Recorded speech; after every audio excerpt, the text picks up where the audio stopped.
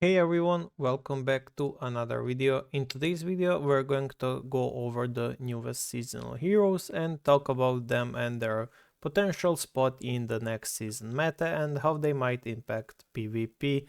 Mainly PvP because PvE is pretty much to be done with the current seasonal heroes and current heroes that we have. So you shouldn't really expect the heroes to be built for PvE when PvE is already pretty much finished. So I'm going to skip over Loki because Loki is the most boring one and the most uninteresting in my opinion, and I'm going to go over to the Death Knight first and talk about her. So she's a tank by the class and she's a Valiantor, Deviant and Phantom.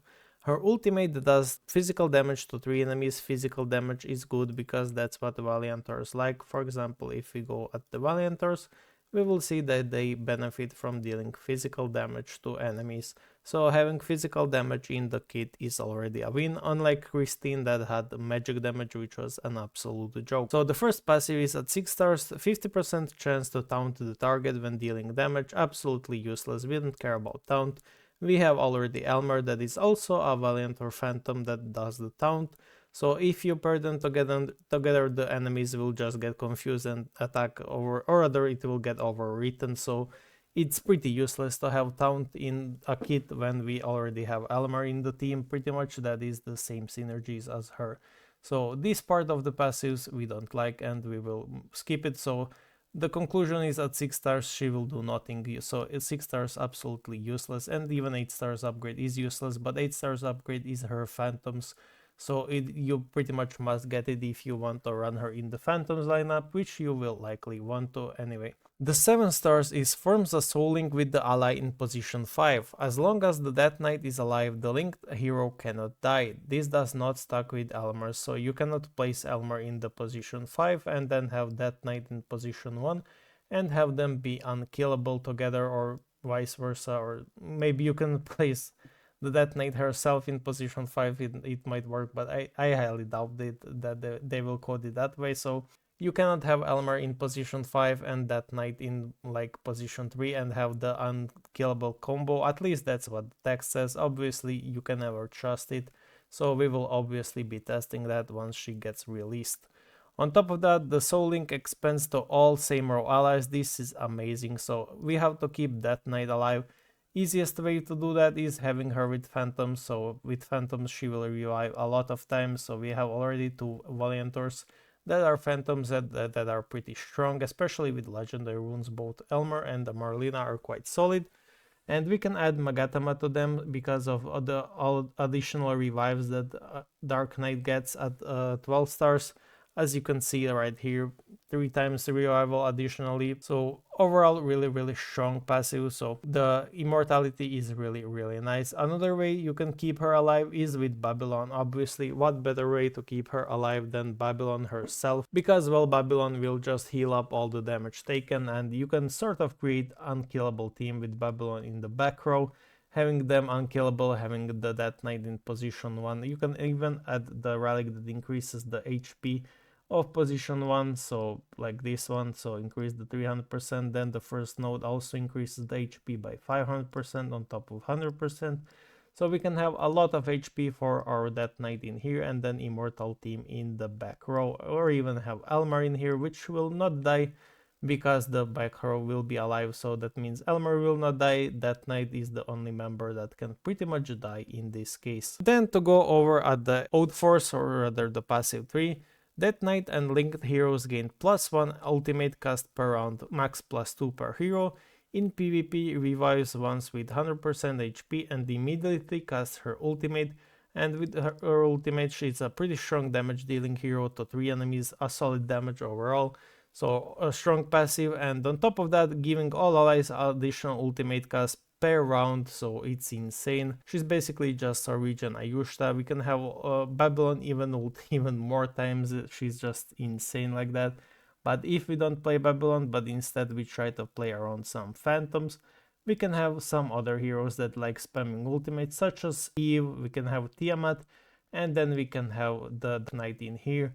Tiamat is really strong because she doesn't take damage from the non-crits, so she can be only damaged by crits, so she can also be in here like here or something. There's definitely some combos to play around, some undying type of things to build around, so we will definitely play around with it. So overall, this Death Knight hero has definitely insane potential. I don't want to talk a lot about them in theory. Obviously I will go over their kits again at the release, so this is just theory talk and my opinion on their ranking. I believe that her PvP is going to be SS tier or perhaps S plus tier at lowest, but she's definitely going to be insane.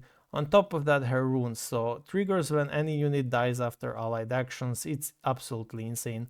Team damage plus 15% per action, up to 300%.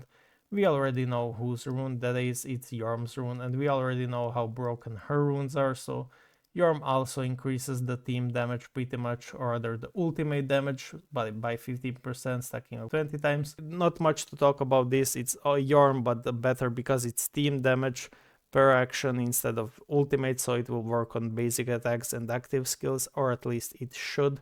And on top of that, it gives attack, defense, and max HP on unit. That overall a really strong rune effect, a really strong hero with really strong synergies. I don't think she will be run with Hades. Hades is currently bugged. When he is run with 7 Valiantors, he won't be able to eat.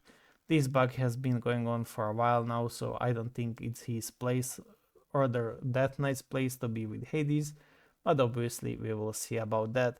So that was Death Knight. I believe her art is really good. I like it. I compared to the other art that only show the beauty of the hero, I really like the horse and the armor. Her armor is really great. She reminds me of Dullahan, but is unique in her own way. So I really do like this hero. I like the skills, I like the art, and I'm definitely going to be summoning on her once she is out. As for the team, as I said, we will play around with it, we will see how it goes. I believe Magatama will be played with her in the Phantoms lineup. Why Magatama? Because Hera is Magatama herself, and now I'm going to talk about Hera and why Magatama might be viable with the Valiantor Phantoms. So another thing I wanted to talk about is her Soul Link passive could replace Elmer in the Rift Odyssey. I'm not entirely sure if it will replace or if it's just theory, but it has potential with the Undying Shield. I believe there's a way to replace Elmer totally. Although Elmer has not been much used apart from the early to mid game accounts, he's later replaced by Ra, as Ra can do the job better with keeping more allies alive, and then later you won't even need neither of them because you will simply have enough stats by either relics or the pets or heroes themselves to survive Rift Odyssey entirely without either of them. That Knight could potentially be really good in the Rift Odyssey in the early game depending on how the Soul Link is coded. And another hero I wanted to mention with her could be Primordial Arcdina in the PvP. So Arcdina will keep on giving fortitude to the Death Knight to keep her alive as long as possible, so the Primordial Protection will just keep on Death Knight alive, and Death Knight will then further keep the backline allies alive. Although we don't know how the Death Knight's immortality will be coded, whether it's going to be like keeping all allies at 1 HP similar to how fortitude effects work, or whether it's going to be like Cauldron, which would be pretty insane because Cauldron also does negate any kind of CC, or rather it negates all kind of damage which then negates the CC, such as freeze when it gets applied upon the damage, which will not happen if we can't damage enemies. So Arcdina and Death Knight could also be combo. I'm not sure if Death Knight will be strictly Valiant, or she probably won't. She will be more likely strict to Phantom, so any kind of Phantom lineup she will work in, whether it's the Mystifiers, whether it's the Valiantors or the Avengers. She will definitely find a slot to be in. She could also help the Mystifier Phantoms live longer with her remaining Soul Link, so definitely an interesting hero, and I would suggest waiting before summoning on her, but I don't think she will be entirely wrong to summon on, even going blindly. I will obviously be summoning on her and giving a proper review and everything that comes with it. So thank you for watching and see you in the next video, which is going to be the Hera review.